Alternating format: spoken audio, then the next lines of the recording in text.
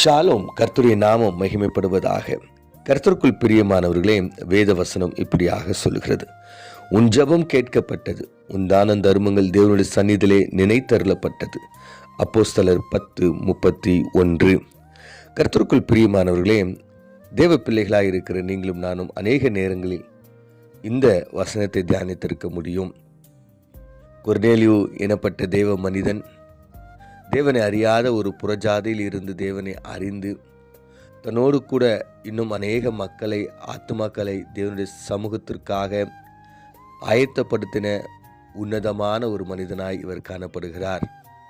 வேதவசனம் இவரை குறித்து சொல்லும் பொழுது இவர் 100க்கு அதிபதியாய் இருந்தாலும் தேவனுக்கு விருப்பமான காரியங்களை செய்கிறது மாத்திரமல்லாமல் அவரும் அவருடைய குடும்பமாய் சேர்ந்து தேவ பக்தி உள்ளவர்களாய், வீட்டார் அனைவரோடும் தேவனுக்கு பயந்தவர்களாயிருந்து ஜனங்களுக்கு மிகவும் தான தர்மங்கள் செய்து எப்பொழுதும் தேவனை நோக்கி ஜெபித்து கொண்டிருந்தார்.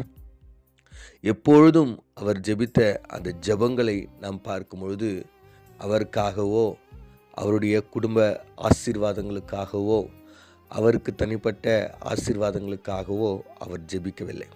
இன்றைய நாட்களில் நம்முடைய ஜெபங்கள் எல்லாம் நம்மை சார்ந்து அல்லது நம்மை சுற்றி இருக்கிற ஒரு ஜெபமாய் இருக்கிறது.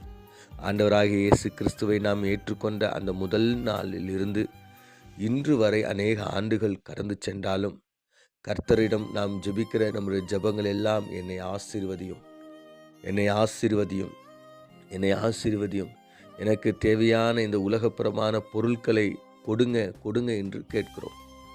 தேவன் சொல்லுகிறார், உலகமும் உலகத்தில் உள்ளவைகளும் அழிந்து போகும் என்று. பட் நீங்களும் நானும் அதை தான் தேவனிடத்தில் விரும்பி கேட்கிறவர்களாக இருக்கிறோம்.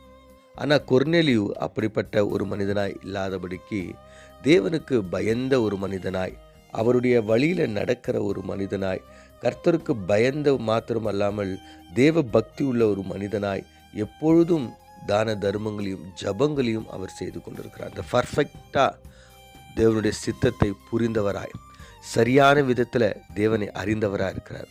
அப்போ நீங்களும் நானும் தேவனுக்கு பயந்தவர்களாய், தேவ பக்தி உள்ளவர்களாய், தான தர்மங்கள் செய்கிறவர்களாய், எப்பொழுதும் ஜெபிக்கிறவர்களாய் இருக்கிறார். இந்த 4 விஷயத்தில் ஒரு கிறிஸ்தவனுடைய வாழ்க்கை நிலை எப்படி இருக்க வேண்டும் என்பதை அழகாய் நமக்கு காட்டி கொடுக்கிறது.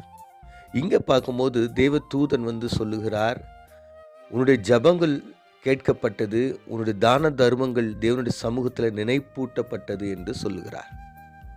அப்போ நீங்களும் நானும் தேவனுடைய பிள்ளைகளாக இருக்கிற நீங்களும் நானும் எப்பொழுதும் நாம் ஜெபிக்கிறவர்களாய் இருக்க வேண்டும்.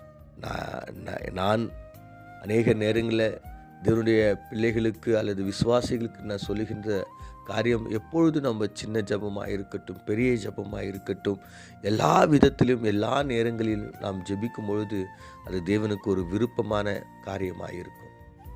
இங்கே இவர் இந்த ஒரு காரியத்திற்காக, தனக்காக அல்ல பிறருக்காக அநேக ஆண்டுகளாய் அவர் ஜெபித்து கொண்டிருக்கிறார். நமக்கு வேதம் சொல்லவில்லை, பட் அவர் அநேக ஆண்டுகளாய் ஜெபித்து கொண்டிருக்கிறதை நமக்கு காண்பித்து கொடுக்கிறது. அது மாத்திரமல்லாமல் அநேக ஆண்டுகளாய் அவர் தானங்களையும் தர்மங்களையும் அவர் செய்து கொண்டிருக்கிறார். அப்போ இவரிடமிருந்து கற்றுக்கொள்ள வேண்டிய 2 காரியங்கள், நாம் எப்பொழுதும் ஜெபிக்கிறவர்களாய் இருக்க வேண்டும். நம்ம சாமுவேல் சொல்லும் போது சொல்லுகிறார், நீங்கள் ஓயாமல் ஜெபித்து கொண்டு இருங்கள் என்று சொல்லுகிறார். பெலிஸ்தர்கள் யுத்தத்துக்கு வரும்போது சொல்ற, நீங்கள் ஓயாமல் ஜெபித்து கொண்டு இருங்கள். இங்கே அவர் தொடர்ந்து ஜெபித்து கொண்டே இருக்கிறார், தான தர்மங்களை செய்து கொண்டே இருக்கிறார். கர்த்தர் அதை காண்கிறவராயிருக்கிறார். இப்போ நீங்களும் நானும் ஜெபிக்கிற பிள்ளைகளாய் மாத்திரம் இல்லாமல் நாம் தானங்களையும் தர்மங்களையும் செய்கிறவர்களாக இருக்க வேண்டும். ஊழியங்களுக்கு கொடுக்கிறவர்களாக இருக்க வேண்டும். அநேக ஏழைகள் எளியவர்களுக்கு நாம் உதவி செய்கிறவர்களாக இருக்க வேண்டும். அநேக படிப்பு இல்லாத பிள்ளைகளுக்கு படிப்பு உதவி, புக்ஸ் இல்லாத பிள்ளைகளுக்கு புக்ஸ், காலேஜ் ஃபீஸ், ஒருவேளை குடும்பத்தில் கைவிடப்பட்ட நிலையில் இருக்கிறவங்க, ஏழைகள், விதவைகள், அட்லீஸ்ட் கிறிஸ்மஸ்க்கு ஒரு சின்ன ஒரு புடவை, கிறிஸ்மஸ்க்கு அப்பா அம்மா இல்லாத பசங்களுக்கு ஏதோ ஒரு ட்ரெஸ்ஸு, இது போல் அநேக விதங்களில் நாம் உதவி செய்யலாம். அப்போ நம்முடைய வாழ்க்கை எப்பொழுதும் ஜெபிக்கிற ஒரு வாழ்க்கையாக இருக்க வேண்டும்.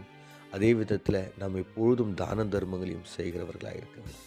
தேவனுக்கு பயந்தவர்களாயும் இருக்க வேண்டும், தேவ பக்தி உள்ளவர்களாயும் இருக்க வேண்டும்.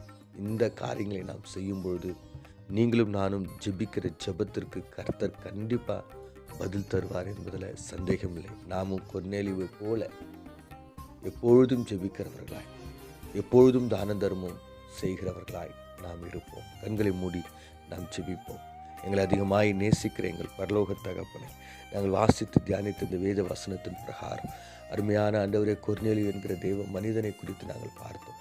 அவர் ஆண்டவரே தன்னுடைய வாழ்க்கையில் ஆண்டவரே பிரதானமாய் ஆண்டவரே கை கொண்ட அந்த காரியங்களை நாங்கள் தியானித்தோம். ஆண்டவரே ஆமாப்பா, நாங்கள் ஜெபிக்கிறவர்களாய் இருக்க வேண்டும், எங்களுக்காக அல்ல பிறருக்காக. ஆண்டவரே நாங்கள் கொடுக்கிறவர்களாய் இருக்க வேண்டும் ஆண்டவரே, பிறருடைய நலன் கருதி நாங்கள் மற்றவர்களுக்கு கொடுக்கிறவர்களாய் இருக்க வேண்டும் ஆண்டவரே. நாங்கள் சேர்க்கிறவர்களாய், எங்களுக்காக கேட்கிறவர்களாய் அல்ல ஆண்டவரே.